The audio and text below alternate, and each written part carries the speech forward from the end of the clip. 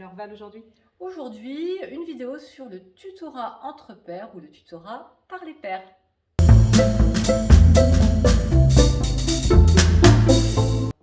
Bonjour à tous, bonjour à toutes. Bienvenue sur la chaîne Happy Prof. Je suis Valérie Renaudot. Et je suis Stéphanie Chauvel. Nous sommes toutes les deux professeurs et formatrices académiques. Donc il s'agit d'aider, d'accompagner les élèves dans une nouvelle situation d'apprentissage. En effet, on sait que sur une séquence d'apprentissage, l'élève va passer par plusieurs étapes qui vont générer des émotions soit agréables, soit désagréables, mais qui font partie du processus d'apprentissage, parce que sans sentiment, on ne peut pas savoir si on a compris. L'intervention de quelqu'un, l'enseignant ou encore l'élève tuteur, est déterminante lors de ces étapes délicates pour que l'élève ne s'enferme pas dans des émotions désagréables, le fait qu'il n'y arrivera jamais et que de toute façon, ce n'était pas pour lui. C'est cet aspect de posture tutorale que nous allons développer dans cette vidéo. Vient compléter une première vidéo qu'on avait faite sur l'accompagnement des élèves dans une situation d'apprentissage où on avait développé le concept d'étayage de Brunner et ses étapes pour accompagner donc les élèves dans une nouvelle situation d'apprentissage. Donc c'est sur ce même cadre aujourd'hui que l'on va s'appuyer pour la formation des élèves tuteurs. Donc c'est parti. Alors, la formation des élèves au tutorat ou à l'étayage, on va essayer lors de séances de formation de 30 minutes, 2 peut-être, d'arriver à 6 règles qui pourraient définir le rôle de l'élève tuteur.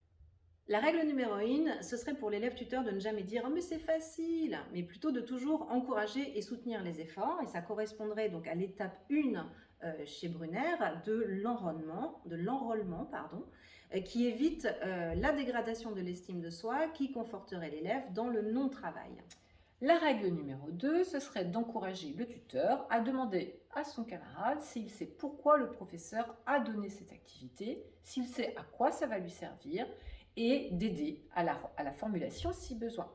Ça correspond aussi à la phase d'enrôlement selon Brunner et ça permet de mettre du sens sur l'activité grâce au tissage entre les activités, souvent difficiles d'accès pour les élèves éloignés de l'école. La règle numéro 3 serait de demander si l'élève veut que l'on relise la consigne avec lui. Et donc, l'élève tuteur peut reformuler avec d'autres mots que ceux qui sont présents dans la consigne ou tout simplement la relire. Donc, selon Brunner, c'est ce qu'il appelle le maintien de l'orientation, c'est-à-dire que la reformulation de la consigne avec des mots d'élève va la rendre parfois tout simplement plus accessible et va éviter l'éloignement de l'attendu, le hors-sujet. Ça va éviter tout simplement de laisser un élève se fourvoyer trop longtemps, ce qui va le décourager dès qu'il va s'en rendre compte. Règle numéro 4, on va encourager l'élève tuteur à demander à son camarade tutoré s'il sait à quoi va ressembler l'activité, à quoi va ressembler l'exercice une fois qu'il est terminé. C'est ce qu'on appelle la signalisation des caractéristiques déterminantes et ça permet à l'élève tutoré de voir l'écart entre sa production et les attentes de l'activité, les attentes de l'enseignant au bout du compte. La règle numéro 5, donc si la consigne comporte plusieurs questions, l'élève tuteur peut proposer à son camarade de ne faire que la première question sur 2 items par exemple.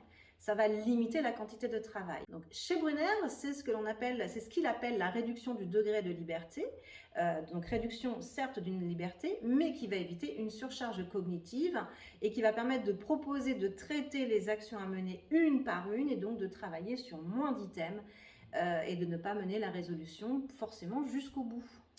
Tout à fait Stéphanie. Et puis la règle numéro 6, peut-être encourager le tuteur à proposer, si tout ça n'a pas fonctionné, ce sont des étapes, si l'élève souhaite, l'élève tutoré bien évidemment souhaite qu'on lui montre comment cet élève expert a fait sur un exemple ou une partie de l'activité, donc un peu une sorte de modèle ou d'explicitation du comment faire. On peut proposer à la fin de ces séances de formation un petit diplôme du petit professeur, si vous souhaitez l'appeler ainsi. Ce qui est important là-dedans, c'est la reconnaissance de l'expertise aux yeux de la classe, bien évidemment, mais aussi d'engager l'élève tuteur à respecter la confidentialité de ce qu'il voit et observe en aidant ses camarades.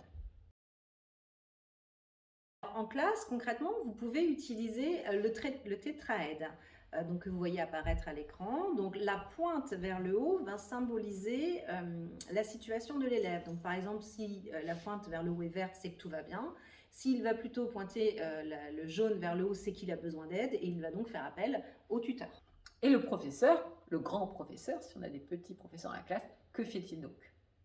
Alors le tutorat va permettre au professeur de se retirer un peu, de prendre de la distance et d'observer sa classe au travail pour prélever des informations pertinentes pour la suite et pour le déroulé de la séquence.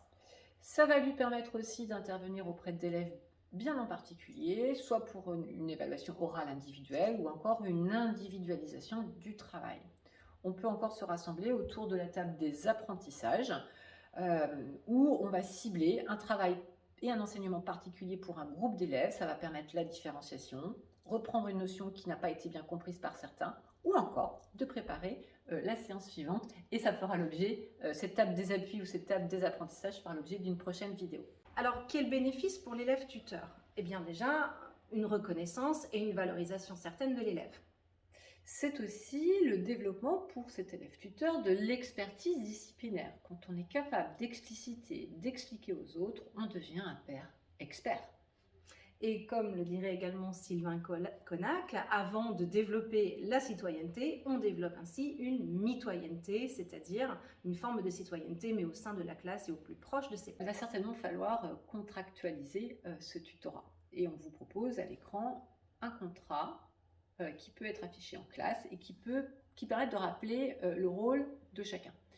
Et peut-être la règle la plus importante dans ce contrat sera que le tuteur commence par faire son travail et le tutoré commence aussi le travail et essaie dans un premier temps de le faire seul.